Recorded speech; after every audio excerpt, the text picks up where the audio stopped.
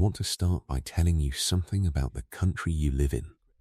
Not about its history, not about its founding ideals, not about the things it says about itself in the international forums, where it talks about democracy and sovereignty and the rule of law. I want to tell you about something specific, a document signed on behalf of your government in a meeting that was not disclosed to your parliament, your Congress, your legislature, whatever you call the body that is supposed to know what is being done in your name. A document that committed your government, in terms that I will explain, to protecting a set of operations in Nigeria that include the systematic trafficking of human beings, the large-scale movement of narcotics through agricultural supply chains, the funding of armed groups responsible for the displacement of hundreds of thousands of people, and the deliberate, coordinated destabilization of a democratic government whose leader had the temerity to read the document and say no. I have been working on this for 22 months. I have spoken to sources in 4 countries. I have reviewed financial documentation across 3 jurisdictions. I have had material assessed by forensic accountants, former intelligence professionals, and legal advisors whose identities I am protecting. What I am going to tell you across 4 episodes is not a story about Nigeria. I want to be precise about that from the outset, because I think the framing matters enormously. This is a story about what a Western government decided it was entitled to do inside Nigeria, why it made that decision, what it offered and what it received in return, and what it has been doing since the arrangement was threatened by a president who was never supposed to find out it existed. The people who were most directly harmed by this arrangement are Nigerian. The people who are most directly implicated in its continuation are not. That asymmetry is the story, the organization. I am going to call the organization at the center of this story the Covenant. That is not their name. They do not have a public name. But they have an internal designation that appears in the documentation I have reviewed, and that designation translates most accurately as the Covenant. So that is what I will use.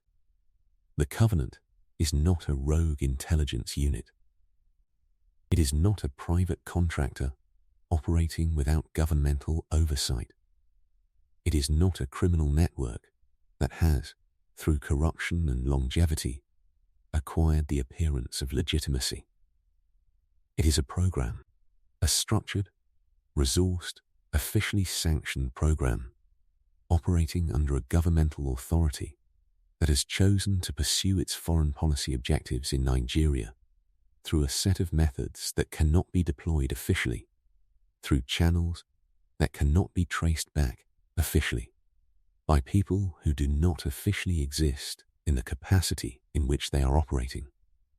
In intelligence terms, this is called a deniable operation. The deniability is not a side feature, it is the architecture. The Covenant was established, the documentation suggests, approximately 15 years ago, in response to a specific strategic problem that the government in question had identified in West Africa. The problem was this: Nigeria, with its population, its oil reserves, its agricultural capacity, its regional political weight, was becoming increasingly resistant to the kind of economic arrangements that had, in previous decades, allowed Western interests to extract value from the continent on terms that primarily benefited the extracting party.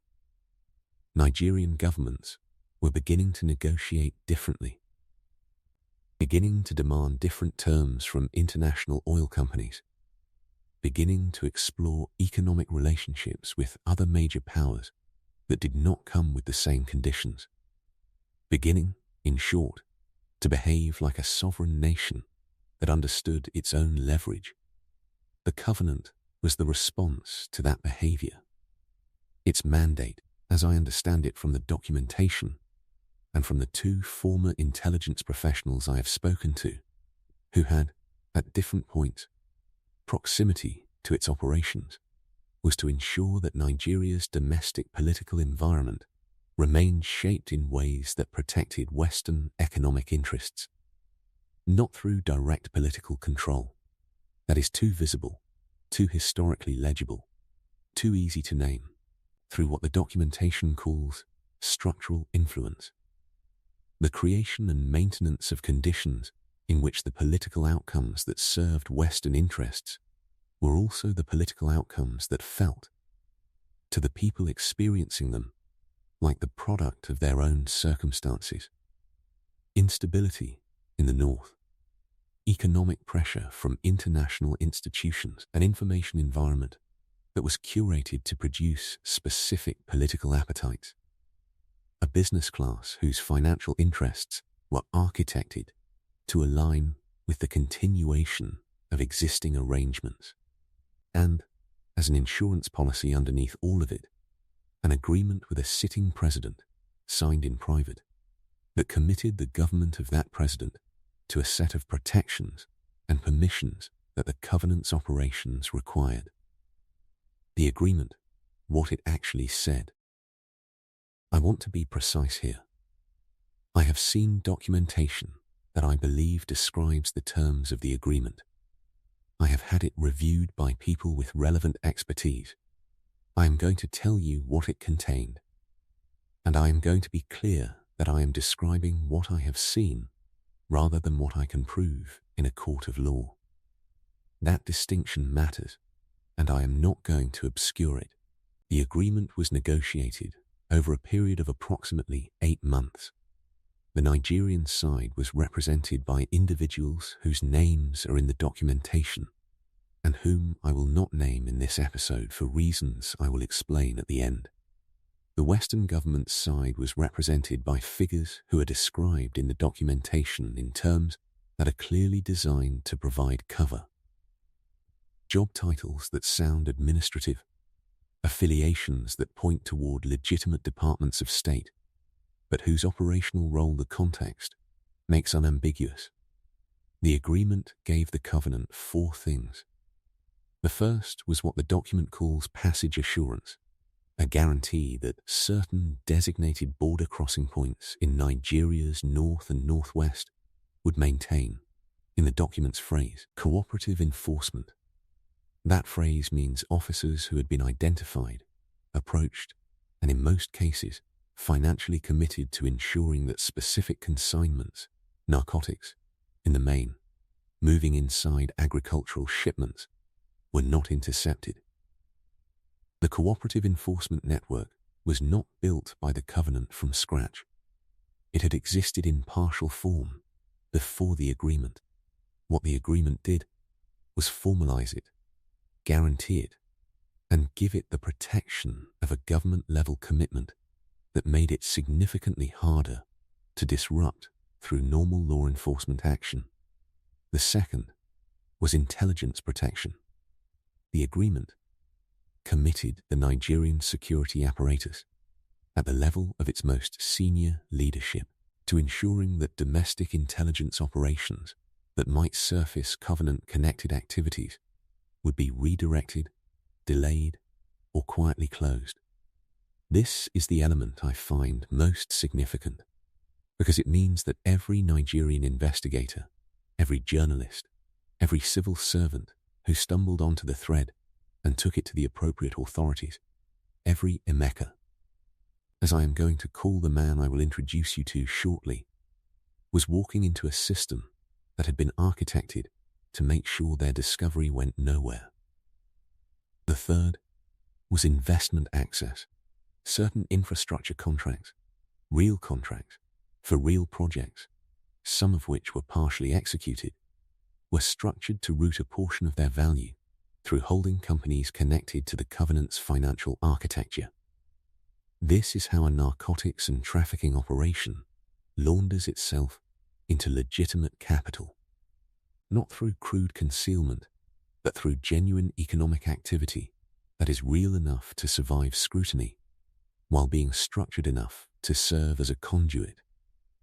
The fourth, and this is the element I most want you to understand, was geopolitical cover. The Western government party to this agreement committed to using its influence within international institutions, within the diplomatic networks it operates, and within the media landscape it has relationships with, to protect the Nigerian administration that had signed the agreement from international accountability pressure. In exchange for cooperation with the covenant's operational requirements, the administration received a shield. Its human rights record would not be pressed too hard in the forums where such things are pressed. Its access to credit and international investment would be smoothed. Its leadership would be received at summits and state visits with the warmth reserved for cooperative partners.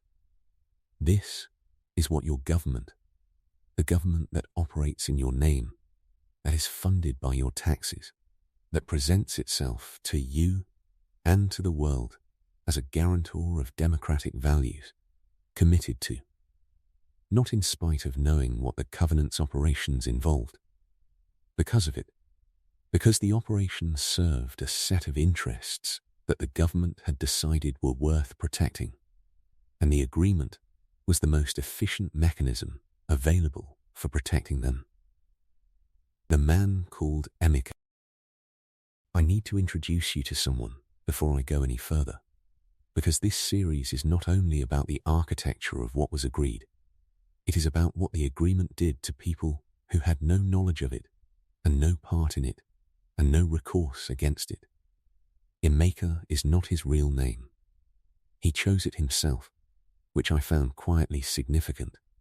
He chose one of the most common names in Nigeria, wanting. He told me to disappear into the ordinariness of it. He is 51 years old.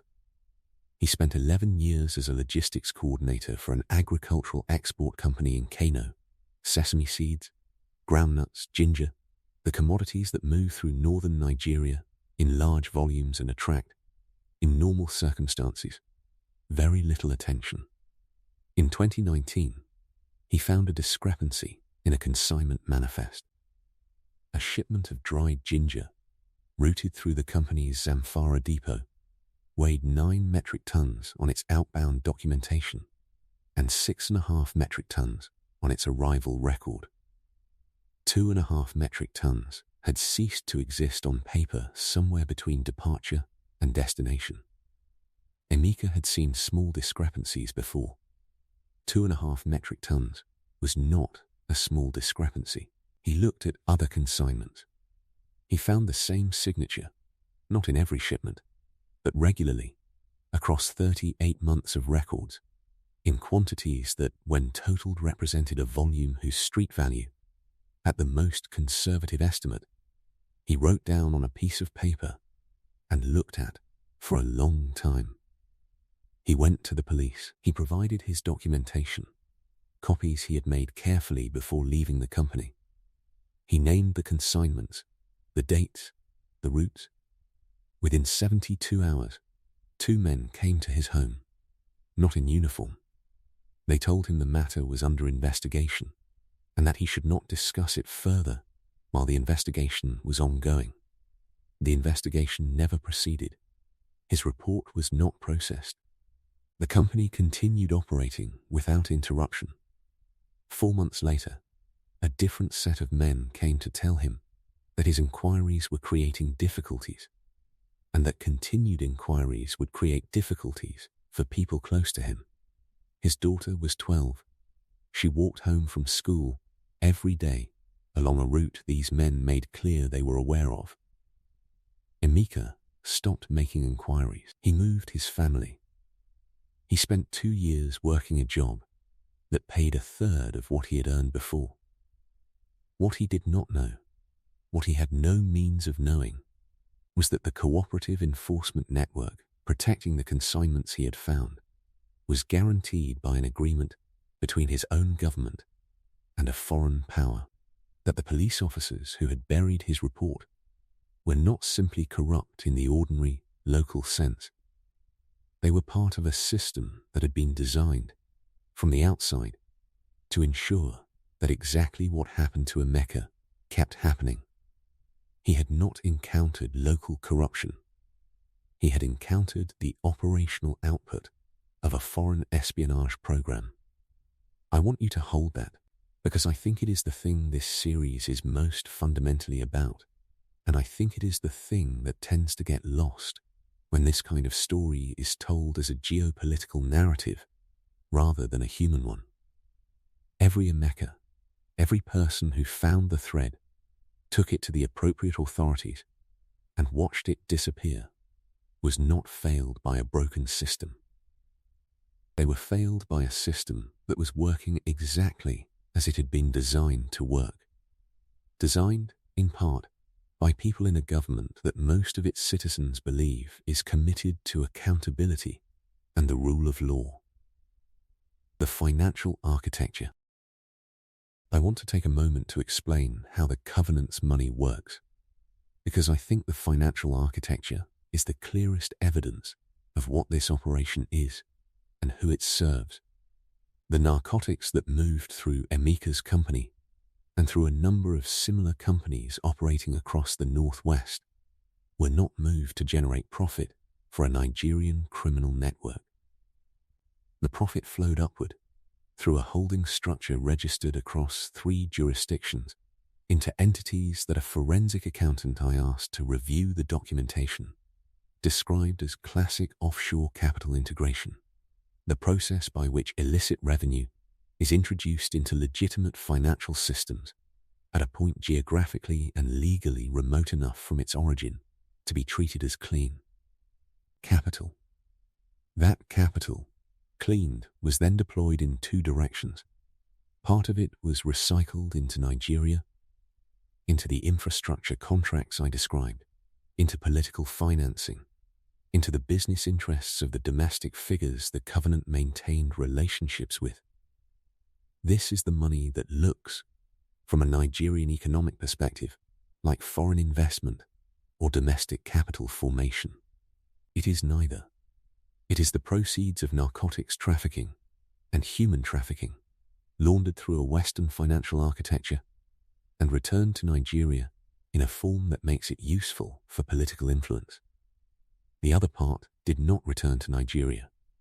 It flowed into the financial systems of the Western country whose government had signed the agreement, through structures whose complexity was not accidental. I have traced part of this flow. I have not traced all of it.